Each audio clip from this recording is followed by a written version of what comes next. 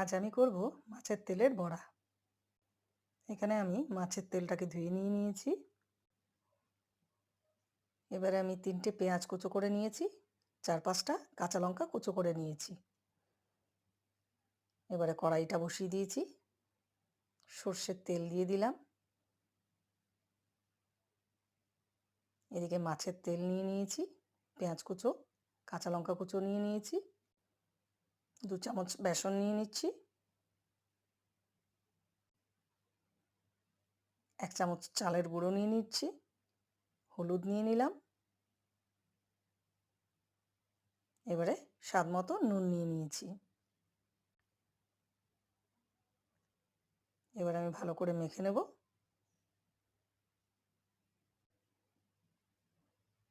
মাখাটাতে আমি সামান্য জল দিয়ে দিয়েছি।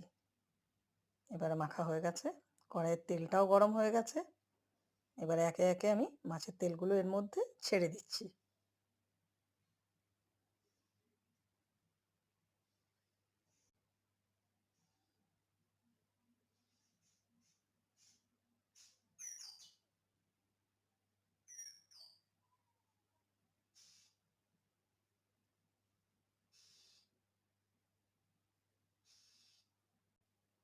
এবার একটা পিঠ ভাজা হয়ে গেছে, পাল্টে নিচ্ছি সবকটা বড়াকে।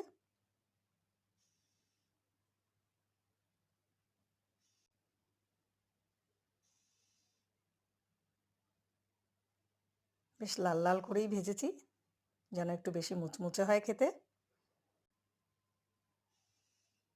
ভাজা হয়ে গেছে, এবার আমি তুলে নিচ্ছি একটা পাত্রে। আমাদের মাছের তেলের বড়া রেডি। গরম ভাতের সঙ্গে মাছের তেলের বড়া খেতে দারুণ লাগে। আপনারা বাড়িতে বানিয়ে কমেন্টে জানাবেন কেমন হয়েছে খেতে।